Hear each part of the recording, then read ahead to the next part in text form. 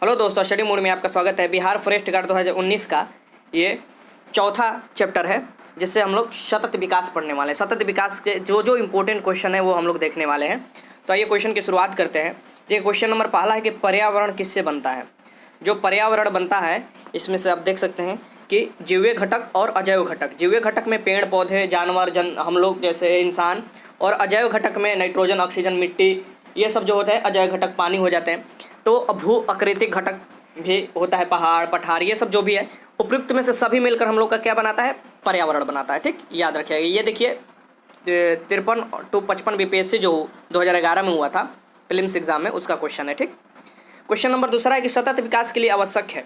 जो सतत विकास है उसके लिए क्या आवश्यक है ये भी दे रहा है। ठीक, तो जो सस्टेनेबल डेवलपमेंट बोला जाता है, जिसे जैविक विविधता का संरक्षण, प्रदूषण का निरोध और नियंत्रण और निर्धनता को घटाना, उपयुक्त में से सभी, ये सभी जो है ये क्या है, सतत विकास के लिए जरूरी है। ये आप लोग भी जानते हैं, जैविक विविधता का संरक्षण करना चाहिए। अभी अभी क्या है, जैविक विविधता कितना डेंजर स्थिति में चला गया है, खतरनाक, कि आप देख सकते हैं कि जीव जो भी है लुप्त हो रहे हैं, धीरे धीरे लुप्त हो रहे हैं।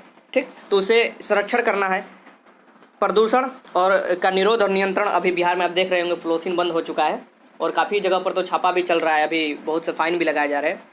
गरीबी को घटाना, गरीबी घटाना सबसे बड़ी हम लोगों का जिम्मेदारी है। ठीक, सतत विकास के लिए। और उपयुक्त में से सभी, इसका आंसर क्या हो जाएगा, डी हो जाएगा। ठीक, तो ऐसे से क्वेश्चन आते हैं, आप आसानी से क्वेश्चन कर लीजिएगा। पर्यावरण अनुकूल उपभोक्ता उत्पादों को चिन्हित करने के लिए सरकार ने आरंभ किया है। जो पर्यावरण के अनुकूल है उसको चिन्हित करने के लिए किस मार्क का उपयोग किया जाता है, तो इको मार्क का। ये जो होते हैं ये पर्यावरण के अनुकूल होते हैं, उपभोक्ता उत्पादक, इनमें इको मार्क डाला जाता है। ठीक, तो इको मार्क इसका आंसर हो जाएगा। देखिए क्वेश्चन नंबर चौथा हम लोग देखते हैं। धारणीय कृषि, सस्टेनेबल एग्रीकल्चर का क्या मतलब क्या है या अर्थ क्या है इसका। तो जो सस्टेनेबल एग्रीकल्चर या धारणीय कृषि है उसको इस प्रकार से भूमि का प्रयोग किया जाता है कि उसकी गुणवत्ता जो है, उर्वरकता या गुणवत्ता आप जो भी कह सकते हैं, वो अछूट रहे, कि आने वाले हमारी पीढ़ी भी उसका उपयोग करते जाए। ठीक, ऐसा नहीं है कि अभी हम लोग इतना फर्टिलाइजर का, इसकी खाद का यूज कर ले और फिर आने वाली पीढ़ी जो है उसमें कितना भी खाद डाले, कुछ भी डाले, उससे कुछ हो ही नहीं पाएगा, तो क्या फ़ायदा। ठीक, तो जो धारणीय कृषि का जो भी है वो भूमि के इस प्रकार प्रयोग कि उसकी गुणवत्ता अछूट बनी रहे। ठीक, देखिए क्वेश्चन नंबर 5वां है कि पर्यावरण से अभिप्राय है। पर्यावरण से क्या हम लोग समझते हैं, जो पर्यावरण बार बार हम लोग के दिमाग में आता है, इससे हम लोग क्या समझ लेते हैं। तो देखिए भूमि, जलवायु, पौधे और पशुओं की प्राकृतिक दुनिया इनके चारों ओर अस्तित्व में है। ठीक, ये भी जैसे यहाँ पर पौधे और पशु क्या हो जाएंगे, यहाँ पर पौधे और पशु क्या हो जाएंगे, जैविक हो जाएंगे, और जल, वायु, भूमि ये अजैविक हो जाएंगे पर्यावरण में। ठीक, और ये प्राकृतिक दुनिया के चारों ओर अस्तित्व में है, ये बात सही है। उन संपूर्ण दशाओं के योग जो व्यक्ति को एक समय बिंदु पर घेरे हुए चारों ओर से, एक समय बिंदु पर। ठीक, भौतिक, जैवीय एवं सांस्कृतिक तत्वों को अंत में क्रियात्मक व्यवस्था जो अंतः संबंधित होते हैं। तो ये क्या है, ये सभी है। आप देखिएगा कि ये सभी क्या कर रहे हैं, पर्यावरण के अभिप्राय को फुलफिल कर रहे हैं। ठीक, इसका आंसर क्या हो जाएगा, डी हो जाएगा। ठीक, यूपी पीसीएस 2006 का क्वेश्चन है। देखिए आप लोग सोच रहे होंगे कि ये जो इतना हार्ड क्वेश्चन कराने से क्या मतलब है। देखिए पर्यावरण जो है ना उसमें इजी हार्ड क्वेश्चन ही नहीं होता है। पर्यावरण में आप अगर क्वेश्चन अच्छे से एक बार लगा लेते हैं तो आप वही क्वेश्चन बिहार फॉरेस्ट गार्ड में ही पूछेगा, वही क्वेश्चन बिहार पुलिस में भी पूछेगा, और वही क्वेश्चन का तो स्टेटमेंट बनाकर बीपीएससी में भी पूछ सकता है, यूपीएससी में भी क्वेश्चन पूछ सकता है। तो मैं वहीं से क्वेश्चन आपकी कराने की कोशिश कर रहा हूँ, उसी बुक से क्वेश्चन कराने की कोशिश कर रहा हूँ, जो आपके लिए बहुत ही जरूरी है, जो आप क्वेश्चन कर कर आने वाले हर एग्जाम में, अब देखिए 65वीं बीपीएससी भी होगा, उसमें भी पर्यावरण से क्वेश्चन अच्छा खासा आ जाते हैं, तो भी आप अच्छे से कर लीजिएगा। ठीक, देखिए क्वेश्चन नंबर 6 है कि यूएनईपी का मुख्यालय कहाँ है। यूएनईपी का मुख्यालय जो है, ये डायरेक्ट क्वेश्चन बोल देता है, ये नैरोबी में है। नैरोबी किसकी राजधानी, केनिया की राजधानी नैरोबी है, ये भी याद रखिएगा। क्वेश्चन नंबर 7 है कि अधोलिखित में कौन से पृथ्वी के कार्बन चक्र में कार्बन डाइऑक्साइड की मात्रा को नहीं बढ़ाता है। कार्बन डाइऑक्साइड मात्रा को बढ़ाने का मतलब साफ होता है कि पृथ्वी के तापमान को बढ़ाना। ग्लोबल वार्मिंग डायरेक्ट जुड़ा हुआ है CO2 से, और CO2 का उत्पादन आप जानते हैं कैसे हो जाता है, कि आप जीवाश्म ईंधन को जलाइएगा तो उससे भी CO2 निकलता है। आप पेड़ पौधे को काटिएगा जो CO2 को ऑब्जर्व करता है, तो वैसे CO2 ऑब्जर्व होगा नहीं, कि खत्म बढ़ने लगता है। और CO2 में एक खास तरह का गुण होता है कि जो भी प्रकाश आता है सूरज का, उसे वो गर्मी जो है अवशोषित कर लेता है और उसे रिफ्लेक्ट नहीं करता है, जिससे क्या होता है कि जितना CO2 बढ़ेगा उतना ही पृथ्वी का तापमान बढ़ते जाएगा। अब पृथ्वी से पड़ोस में ही, जिसे पृथ्वी का जुड़वा बहन बोला जाता है, शुक्र को देख लीजिए, शुक्र पृथ्वी का जुड़वा बहन बोला जाता है ना, पृथ्वी के जैसा ही है, लेकिन कहा वहाँ पर लाइफ मौजूद है, जी नहीं। क्यों, क्योंकि दिन के समय वहाँ पर 400 से 500 डिग्री सेल्सियस क्या हो जाता है, तापमान हो जाता है। आप समझ सकते हैं 400 से 500 डिग्री सेल्सियस अभी हम लोग को गर्मी के दिन में 30 से 36 डिग्री सेल्सियस तापमान हो जाता है तो लगता है कि पूरा शरीर जलने लगता है, वहाँ पर 400 से 500 हो जाता है। ठीक, तो ये क्यों होता है? क्योंकि वहाँ पर जो है ना 95% से ज़्यादा उसके वायुमंडल में CO2 की मात्रा उपलब्ध है, और CO2 की मात्रा जो उपलब्ध है वो आने वाले प्रकाश का जो भी गर्मी है उसे अवशोषित कर लेता है और फिर गर्मी वो बढ़ा देता है शुक्र का, इसलिए वहाँ पर लाइफ नहीं मौजूद है। तो वहीं धीरे धीरे हम लोग भी अपना पृथ्वी को शुक्र बना रहे हैं, पेड़ को काट कर और जो जीवाश्म ईंधन है उसे जलाकर, पॉलीथीन को जलाकर, जो भी गलत चीज़ है। तो यहाँ पर देखिए इसमें से पूछ रहा है कि नहीं बढ़ाता है, नहीं बढ़ाता है, कौन सा कार्बन चक्र को नहीं बढ़ाता है? ये दे रहा है, तो ये प्रकाश संश्लेषण, ये बढ़ाता नहीं है और कम कर। देखिए यहाँ पर श्वसन में क्या होता है, श्वसन में हम लोग क्या करते हैं, ऑक्सीजन को लेते हैं और बाहर क्या निकालते हैं, कार्बन डाइऑक्साइड। जैविक पदार्थ का क्षय, जैविक पदार्थ जो है उसका क्षरण में भी क्या निकलता है, CO2 निकलता है। ज्वालामुखी क्रिया, ज्वालामुखी क्रिया भी बहुत बड़ा ये इसमें अपना भूमिका निभाता है। तो ज्वालामुखी क्रिया से भी अंदर से बहुत से पदार्थ निकलते हैं, उसमें CO2 निकलता है जो कि कार्बन डाइऑक्साइड की मात्रा को बढ़ाता है। लेकिन प्रकाश संश्लेषण क्रिया में क्या होता है कि प्रकाश तो लेता ही लेता है सूरज, बल्कि पौधे सूरज से, और साथ में CO2 भी ऑब्जर्व करता है और ऑक्सीजन क्या करता है, छोड़ता है। ठीक, पेड़ क्या करता है, ऑक्सीजन छोड़ते हैं, इसलिए पेड़ को जीवन तंत्र का सबसे बड़ा इकाई माना गया है। ठीक है, तो 7 का आंसर क्या हो जाएगा, बी हो जाएगा। ये क्या करता है, नहीं भाग लेता है बढ़ाने में CO2 को। क्वेश्चन नंबर 8 है कि इको मार्क उन भारतीय उत्पादों को दिया जाता है जो, इको मार्क ऊपर क्वेश्चन देखें ना, तो इको मार्क उसके लिए दिया जाता है जो पर्यावरण के प्रति मैत्रीपूर्ण हो, अनुकूल हो पर्यावरण के प्रति। ये नहीं कि पर्यावरण में प्रदूषित कर रहा है और हम उसे इको मार्क दे दें, ये नहीं दिया जाता है। ठीक, तो पर्यावरण के मैत्रीपूर्ण हो प्रति। क्वेश्चन नंबर 9 है कि आमतौर पर समाचार पत्रों में आने वाले Rio 20 सम्मेलन क्या है? जो Rio 20 हम लोग सम्मेलन बार बार पूछते हैं, देखते हैं न्यूज़ में भी, ये क्या है? यह देखिए, ये धारणीय विकास में इसकी सस्टेनेबल डेवलपमेंट पर संयुक्त राष्ट्र सम्मेलन है। सब राष्ट्र मिलकर इस पर Rio 20 पे आए थे। ठीक है, ये धारणीय विकास पर संयुक्त सम्मेलन है, याद रखिएगा, ये डायरेक्ट क्वेश्चन आ जाता है। तो क्वेश्चन नंबर 10 हम लोग देखते हैं कि भारत में पर्यावरण संरक्षण अधिनियम पारित हुआ। जो भारत में पर्यावरण संरक्षण अधिनियम पारित हुआ था वो 1986 में पारित हुआ था, याद रखिएगा, 1986 में पारित हुआ था। ये बहुत इंपॉर्टेंट क्वेश्चन है, सभी VI लगा लीजिएगा, ये डायरेक्ट क्वेश्चन आता है।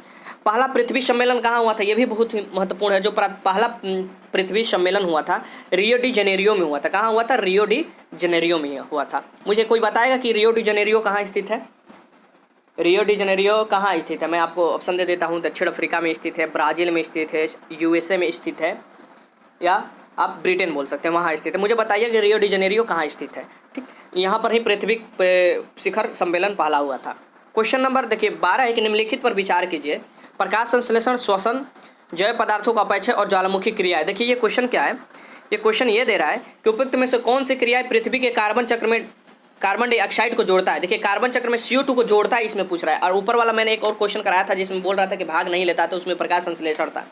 तो वो क्वेश्चन आप आसानी से किए होंगे, तो ये भी कर लेंगे कि यह पूछ रहा है कि कौन भाग लेता है, मीन्स कि कार्बन डाइऑक्साइड को जोड़ता है। तो आप जान सकते हैं प्रकाश संश्लेषण में क्या होता है, कार्बन डाइऑक्साइड जुड़ता है जी नहीं। ठीक, श्वसन क्या है? अब देख सकते हैं कि श्वसन भी दे रहा है। श्वसन क्या है? श्वसन में हम लोग अपना श्वास से क्या ऑक्सीजन लेते हैं, CO2 छोड़ते हैं, तो ये तो CO2 को बढ़ाता ही है।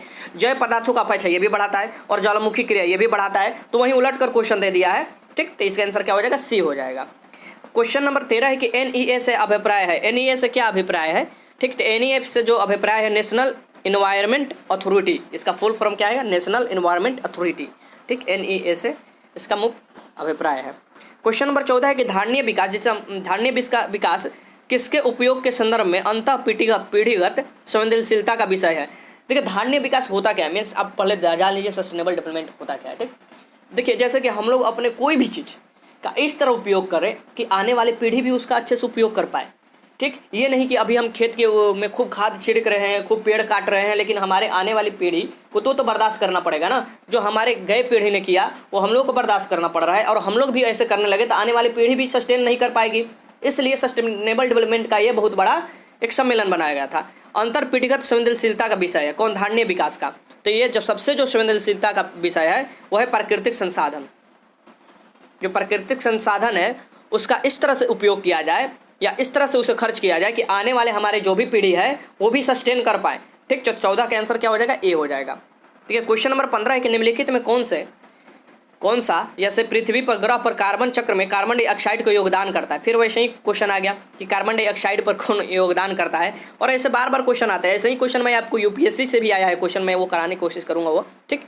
तो देखिए ये जो क्वेश्चन है इसमें क्या है, ज्वालामुखी क्रिया में बढ़ता ही बढ़ता है, श्वसन में बढ़ता ही बढ़ता है, प्रकाश संश्लेषण में जी नहीं बढ़ता है, जय पदार्थों के क्षय ये बढ़ता है। तो देखिए वही क्वेश्चन था, उलट कर दे दिया है, मात्र ये तीनों में बढ़ता है, ये प्रकाश संश्लेषण में नहीं बढ़ता, क्योंकि प्रकाश संश्लेषण में CO2 लेता है क्या, पेड़, और ऑक्सीजन देता है, ठीक। तो इसका आंसर क्या हो जाएगा, तीसरा सी हो जाएगा। क्वेश्चन नंबर 16 कि विश्व पर्यावरण दिवस, बहुत इंपॉर्टेंट क्वेश्चन, 3 बार अभी तक बिहार पुलिस में क्वेश्चन ये आया हुआ है, समझ सकते हैं कितना इंपॉर्टेंस है इस क्वेश्चन को। यहाँ पर देखिए झारखंड PCS में भी ये क्वेश्चन आया हुआ है, और आप देख सकते हैं उत्तराखंड PCS में भी ये क्वेश्चन आया हुआ है, ठीक है। ये झारखंड PCS में 2012 में और उत्तराखंड PCS 2010 में। अब ये कभी नहीं देखिएगा कि झारखंड PCS में 2000 से पहले कोई क्वेश्चन आया है, क्योंकि 2000 तक तो ये बिहार में था, झारखंड बिहार में था, उत्तराखंड किस में था, यूपी में था, छत्तीसगढ़ किस में था, मध्य प्रदेश में था। ये तीनों राज्य अपने से अलग अलग हुए हैं, 2000 ईस्वी में बने हुए हैं, ठीक है। तो जो पर्यावरण दिवस मनाया जाता है वो कब मनाया जाता है, 5 जून को मनाया जाता है, याद रखिएगा, बहुत ही VVI क्वेश्चन है, इसे जरूर याद रखिएगा, 5 जून को मनाया जाता है पर्यावरण दिवस। क्वेश्चन नंबर 17 है EPA का फुल फॉर्म है, देखिए EPA फिर आ गया क्वेश्चन था, इन्वायरमेंट प्रोटेक्शन एजेंसी इसका फुल फॉर्म है, EPA का फुल फॉर्म है इन्वायरमेंटल प्रोटेक्शन एजेंसी, याद रखिएगा। क्वेश्चन नंबर 18 है कि पृथ्वी के चारों ओर गैसों का समूह क्या कहते हैं, जो पृथ्वी के चारों ओर गैसों का समूह फैला हुआ है उसे हम लोग क्या कहते हैं, तो वायुमंडल कहते हैं। वायुमंडल है तभी ना यहाँ पर हम लोग जीवित है और जीवन यहाँ पर उपलब्ध है। तो वायुमंडल में पूछ सकता है, ये भी पूछ सकता है कि कौन सा सबसे ज़्यादा गैस पाया जाता है, तो सबसे ज़्यादा पाया जाता है 78% पाया जाता है, आई थिंक ये पाया जाता है नाइट्रोजन, उसके बाद क्या पाया जाता है, ऑक्सीजन पाया जाता है। ये वायुमंडल का सबसे ज़्यादा प्रचुर मात्रा में पाया जाता है। देखिए वायुमंडल, जलमंडल नहीं, जलकर नहीं, माफ़ कीजिएगा, जलमंडल और स्थल मंडल, जिसे भूमंडल भी स्थल मंडल, ये तीनों मिलकर जैवमंडल का, मीन्स कि जहाँ हम लोग रहते हैं उसका निर्माण करता है, ठीक है, ये तीनों मिलकर। तो 18 पृथ्वी के चारों ओर गैसों के समूह को वायुमंडल कहते हैं। क्वेश्चन नंबर 19 है कि वातावरण में सर्वाधिक प्रतिशत है, देखिए क्वेश्चन नंबर आ गया, क्वेश्चन जो था मैंने ऊपर कराया बताया आपको, वो क्वेश्चन आ गया कि सबसे ज़्यादा किसका सर्वाधिक परसेंट है इसमें, तो नाइट्रोजन का है, उसके बाद ऑक्सीजन का है।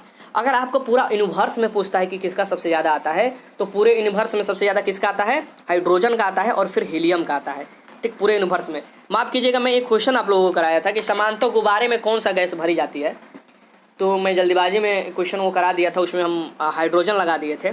नहीं, हाइड्रोजन नहीं भरी जाती, हाइड्रोजन प्रचुर मात्रा में पाया जाता है, लेकिन फिर भी ये बहुत ही महंगा गैस है हाइड्रोजन, ठीक है।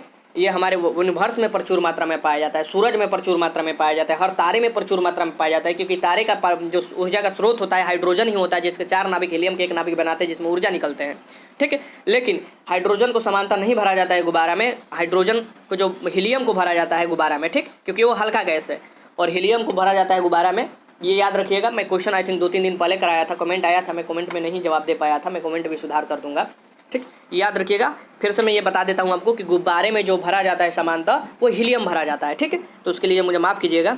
तो वातावरण में सर्वाधिक प्रतिशत किसका है, तो नाइट्रोजन का है, जो हमारे वातावरण है ना वायुमंडल, उसमें सबसे ज़्यादा नाइट्रोजन का प्रतिशत है। क्वेश्चन नंबर 20 है कि वायु एक है, वायु क्या है, वायु जो है एक मिश्रण है, वायु में बहुत से गैस मिले होते हैं, तो वायु क्या है, एक मिश्रण है, याद रखिएगा। ये भी क्वेश्चन आया हुआ है बिहार पुलिस में, मैं आपको सब क्वेश्चन दिखा कर कराऊंगा, आप चिंता मत कीजिएगा। पहले मैं सिलेबस सोच रहा हूँ खत्म कर दूँ। हरित विकास, जिसे हम लोग ग्रीन डेवलपमेंट का लेखक कौन है, हरित विकास ग्रीन डेवलपमेंट के लेखक कौन है, राइटर पूछ रहा है, ये कौन है, तो WM एडम्स है, क्या कौन है, WM एडम्स, हरित ग्रीन, याद रखिएगा, इसके लेखक है, हरित ग्रीन नहीं, हरित विकास के लेखक है, ग्रीन डेवलपमेंट के लेखक है, ठीक। शुष्क हवा में नाइट्रोजन की मात्रा होती है, जो शुष्क हवा होता है उसमें नाइट्रोजन की मात्रा, या वायुमंडल में नाइट्रोजन की मात्रा कितना होता है, 78% होता है, ये याद रखिएगा। क्वेश्चन नंबर 20 से 21% कितनी ऑक्सीजन की मात्रा भी होती है। निम्नलिखित में से किस एक को छोड़कर बाकी सभी देश की प्राकृतिक पूंजी सम्मिलित किए जाते हैं, एक को छोड़ दिया जाए तो सभी क्या होते हैं, प्राकृतिक पूंजी होते हैं किसी भी देश का, ठीक। तो इसमें से क्या हम लोग छोड़ देते हैं, तो जो हम लोग छोड़ते हैं वो सड़कें छोड़ देते हैं, क्योंकि ये प्राकृतिक पूंजी नहीं है, सड़क हमने नहीं बनाया है, सड़क प्राकृतिक ने नहीं बनाया, हम लोग बनाया, मानवकृत है, ठीक, मानव हम लोग बनाए हैं, ठीक, सड़क। अब यहाँ पर घर भी रहता तो उसे भी हम लोग छोड़ देते, ठीक, लेकिन वन, जल और खनिज ये कौन है, प्राकृतिक खुद ही बनाकर हम लोग को दिया है, ठीक, लेकिन ये बाकी छोड़कर ये जो सड़क है ये नहीं है प्राकृतिक जनित, याद रखिएगा। क्वेश्चन नंबर 24 है, निम्नलिखित नोबल गैसों में कौन सी वायु में नहीं पाई जाती है, जो नोबल गैस है इसमें से ये कौन सी अक्रिय गैस इसे हम लोग बोलते हैं, ये कौन सी नहीं पाई जाती है नोबल गैस में, हीलियम दिया है, ऑर्गन दिया है, रेडॉन दिया है और नियोन दिया है। तो इसमें से जो नहीं पाई जाती है रेडॉन, ठीक, जो हम लोग को वायुमंडल में नहीं पाई जाती है। नोबल गैस कौन सी वायु में नहीं पाई जाती है? ये रेडॉन नहीं पाई जाती है, लेकिन पूरे यूनिवर्स में रेडॉन की मात्रा अच्छा खासा पाया जाता है, ये याद रखिएगा, ठीक। लेकिन हमारे जो है कि नोबल गैसों में कौन सी वायु में नहीं पाई जाती है? तो ये रेडॉन नहीं पाई जाती है वायु में। क्वेश्चन नंबर 25 है कि सौर विकिरण की सबसे महत्वपूर्ण भूमिका है। जो सौर विकिरण है उसके सबसे महत्वपूर्ण भूमिका क्या है? तो जो सौर विकिरण है उसका सबसे महत्वपूर्ण जो विशेषता हम लोग मानते हैं उसे जल चक्र में, किस चक्र में मानते हैं? जल चक्र में मानते हैं। सौर विकिरण का सबसे महत्वपूर्ण भूमिका जल चक्र में है, याद रखिएगा। क्वेश्चन नंबर 26 है कि ग्रीन पीस इंटरनेशनल का मुख्यालय अवस्थित है। जो ग्रीन पीस मुख्यालय है, पीस इंटरनेशनल है, उसका जो मुख्यालय स्थित है वो एम्स्टर्डम में है। नीदरलैंड के आई थिंक राजधानी नहीं, एम्स्टर्डम। ये मुझे बताइए कि ये कहाँ है, ठीक। और द हेग जिसे हम लोग बोलते हैं, जो नीदरलैंड में स्थित है, उसका मुख्य विशेषता क्या है? वहाँ पर एक न्यायालय है, वो क्या न्यायालय है और उसमें कितने होते हैं, न्यायाधीश होते हैं, ये भी मुझे बताइए। उनका कार्यकाल बता सकते हैं तो वो भी बता दीजिएगा, मैं अगले वाले वीडियो में बताऊँगा। द हेग में जो स्थित है, जो अभी हम लोगों का कुलभूषण यादव है, जो केस चल रहा था अभी उसी में चल रहा है, पाकिस्तान में जो कुलभूषण यादव है ना उनके। तो ये एम्स्टर्डम कहाँ स्थित है ये बताइएगा। इंटरनेशनल का मुख्यालय है ग्रीन पीस का। तो 26 का आंसर क्या हो जाएगा? ए हो जाएगा, याद रखिएगा। क्वेश्चन नंबर 27 है कि राष्ट्रीय पर्यावरण अभियांत्रिक शोध संस्थान NEERI अवस्थित है। राष्ट्रीय पर्यावरण अभियांत्रिक शोध संस्थान आखिर भारत में कहाँ स्थित है? तो ये नागपुर में स्थित है। कहाँ स्थित है? नागपुर में स्थित है, ये याद रखिएगा, नागपुर में स्थित है। इसरो कहाँ स्थित है? बेंगलोर में स्थित है, ये भी याद रखिएगा। क्वेश्चन नंबर 28 है कि यदि पृथ्वी पर पाई जाने वाली वनस्पति पेड़ पौधे समाप्त हो जाए तो किस गैस की कमी होगी? सब ये तो क्वेश्चन आप आसानी से लगा सकते हैं कि किस गैस की कमी हो जाएगी। हम लोग खुद ही मर जाएंगे अगर वो समाप्त होता है। तो वो ऑक्सीजन की कमी हो जाती है, क्योंकि वो पेड़ पौधे भी इतना मात्रा में ऑक्सीजन देते हैं, ठीक है। तो पृथ्वी पर अगर वनस्पति क्या बोला जाता है कि वना रोपण कीजिए, ठीक, वन को लगाइए, फिर से पेड़ पौधे लगाइए, एक पेड़ पौधा तो जरूर लगाया जाता है, एक पेड़। तो ये क्या करते हैं? ऑक्सीजन क्या करता है कि कार्बन डाइऑक्साइड लेकर ऑक्सीजन देता है, ठीक। और ऑक्सीजन जरूरी है मानव के लिए, मानव जीवन के लिए, ठीक है। तो अगर पेड़ पौधे खत्म हो जाते हैं तो ऑक्सीजन भी अपने आप ही खत्म हो जाता है, ठीक। तो 28 का आंसर क्या हो जाएगा? डी हो जाएगा। क्वेश्चन नंबर 29 है कि भारत में निम्नलिखित राज्यों में किसने हाल ही में हरित गृह मैंने ग्रीन हाउस फार्मिंग प्रारंभ की है? इसमें से कौन सी अभी राज्य है जो ग्रीन हरित जो फार्मिंग है वो जो स्टार्ट की है, ग्रीन हाउस फार्मिंग? तो ये जो राज्य है वो पंजाब है, याद रखिएगा, जहाँ प्रति हेक्टेयर गेहूं का उत्पादन सबसे ज़्यादा होता है। सबसे ज़्यादा जो गेहूं का उत्पादन होता है वो उत्तर प्रदेश में होता है, लेकिन प्रति हेक्टेयर देता है तो पंजाब में हो जाएगा। और जो पश्चिम बंगाल में होता है वहाँ पर चावल सबसे ज़्यादा होता है, ये भी याद रखिएगा। क्वेश्चन नंबर 30 है कि नगरीकरण और औद्योगिकरण हानिकारक है। जो नगरीकरण है और औद्योगिकीकरण है वो हानिकारक है। क्यों हानिकारक है ये आप तर्क दीजिएगा ना, क्यों हानिकारक है? तो संतुलित विकास के लिए जी हानिकारक है, क्योंकि नगरीकरण और औद्योगिकरण के कारण पर्यावरण दूषित हो रहा है।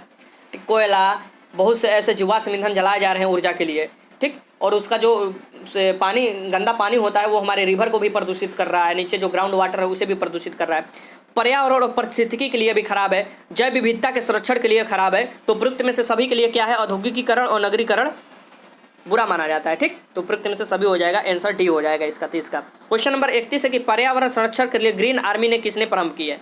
जो पर्यावरण संरक्षण के लिए ग्रीन आर्मी प्रारंभ किया गया है वो ऑस्ट्रेलिया के लिए प्रारंभ किया गया है, ठीक। जो ऑस्ट्रेलिया है उसमें प्रारंभ किया गया है ग्रीन आर्मी, ये याद रखिएगा, बहुत इंपॉर्टेंट क्वेश्चन है। PCS 2014 में देखिए ये क्वेश्चन आया हुआ है, ठीक।